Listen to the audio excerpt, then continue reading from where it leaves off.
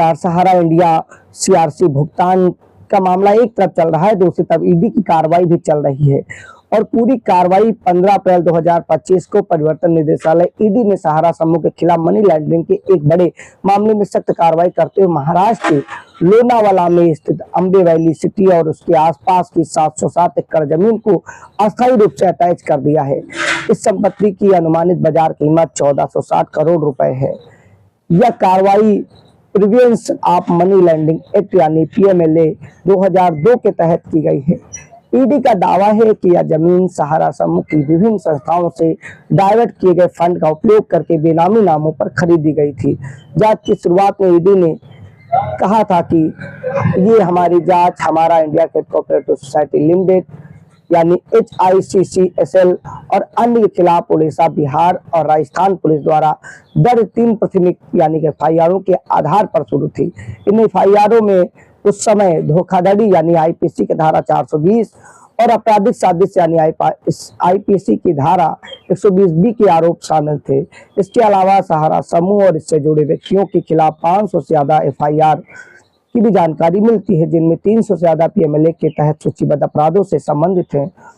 और फिर इसमें ईडी और एजेंसियों के अलग अलग तर्क हैं। हालांकि मामला कोर्ट में है। एक मामला सहारा सेबी वाला सुप्रीम कोर्ट के सेटलमेंट वाली बेंच में सेटल दिखा रहा है, लेकिन अभी क्या हुआ है पता नहीं चला है। ईडी की जांच में खुलासा आगे भी होगा। हमारा India cooperative society, Sahara cooperative society limited, Sahara universal multipurpose society और स्टार मल्टीपर्पज सोसाइटी के अलावा सहारा इंडिया के commercial corporation limited, Sahara India real estate corporation limited और Sahara housing investment corporation limited जैसी संस्थाओं के जरिए एक पूरा स्कीमों का जाल या स्कीमें चलाकर लोगों से पैसे अलग अलग कमीशन और ज्यादा पैसा देने का, रिटर्न देने के झांसा देकर करने के मामले भी आ रहे हैं। हालांकि पूरे मामले में कोर्ट जांच के बाद ही स्पष्ट बता पाएगी क्या हुआ है क्या नहीं। एजेंसी को अपने तथ्य रखने, सहारा समूह के निवेशकों को उच्च रिटर्न का वादा किया गया तो सभी जानते हैं जमा राशि जब मैच्योरिटी यानी परिपक्व हो गई तो नहीं दिया गया या फिर अलग स्कीमों में निवेश करवाया गया। जबरन दोबारा निवेशकों के लिए मजबूर किया गया। खातों में हेरफेरी कर पुराने निवेशकों से नए निवेश के रूप में दिखाने की भी जानकारी मिलती है, जिससे समूह का भुगतान जैसे भ्रम आगे हुआ है। फंड के दुरुपयोग जैसे आरोप, तमाम आरोप अलग अलग चीजों से लगते रहे हैं।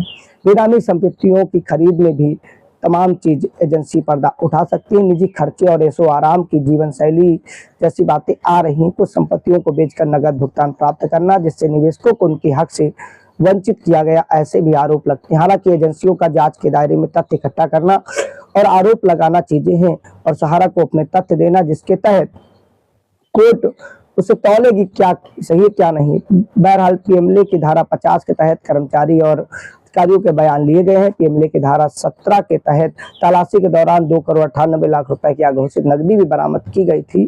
बेनामी संपत्तियों का खुलासा ईडी ने पाया था कि अटैच की गई 707 एकड़ जमीन बेनामी नामों पर खरीदी गई, ऐसा उनका दावा है। कुछ मामलों में सहारा समूह के कर्मचारियों के नाम पर रजिस्ट्री की जानकारी बताते हैं, लेकिन वास्तविक भूस्वामी समूह के पास ही था मालिकाना हक।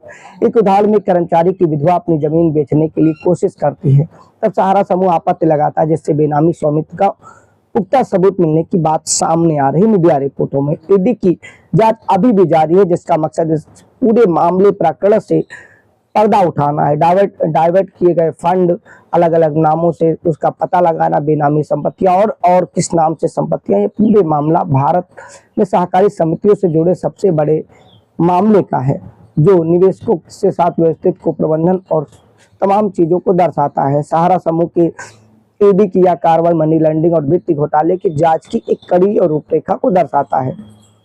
यह कदम केवल निवेशकों के हितों के सुरक्षित होने के लिए उठाया गया प्रतीत होता है, बल्कि यह सुनिश्चित करता है वित्त मामले में चाहे जो हो वो कानून के दायरे में आएगा।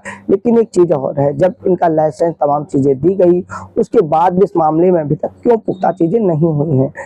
इसमें सहारा सीआरसी रिफंड पोर्टल के माध्यम से भुगतान वाली बात आ रही है, डिफिशिएंसी वाली आ रही है। सुप्रीम कोर्ट के आदेश पर ये पैसा भुगतान के लिए जो पोर्टल बनाया गया उसमें कितने लोगों को क्यों नहीं मिल पा रहा है, तमाम डिफिशिएंसी और तमाम चीजें। निवेशक अपने ही पैसे के लिए दर दर की ठोकर खा रही है, वो भी तब जब प्रधानमंत्री चुनाव के दौरान गृह मंत्री और पीएम ने भी पाई पाई देने की बात कही, झारखंड चुनाव के वक्त भी बात आई, अब बिहार चुनाव के वक्त भी चीजें उठेंगी, लेकिन फिर भी निवेशकों का हित क्यों नहीं सुरक्षित हो पाया, क्यों पैसा नहीं मिल पाया, इसके पीछे क्या है, तमाम चीज़ों की जांच की जरूरत है। विशाल की रिपोर्ट में आगे भी हम स्थानीय स्तर से पीड़ितों के दर्द को और पूरे मामले को उठाते रहेंगे। जय हिंद। ऐसी जानकारियों के लिए चैनल को लाइक से सब्सक्राइब करें और ये खबर अन्य लोगों को भेजें ताकि भ्रम की स्थिति से दूर हो। एजेंसियों का काम होता है आरोप लगाना, तथ्य रखना, तमाम चीजें, और उसको जांच करने के बाद कोर्ट काम होता है दोनों पक्षों को करके बराबर तराजू पर तौलना, जो सही हो वो आदेश देना। ये मामला अभी भी विचाराधीन प्रतीत होता है, तो इसलिए कभी कभी आरोप भी कभी कभी खारिज होते हैं, लेकिन पूरे मामले में निवेशकों का पैसा फंसा है, चीजें कुछ तो गलत होता हुआ प्रतीत होता है और लोगों को हित को संरक्षित करते हुए पैसा मिलना चाहिए।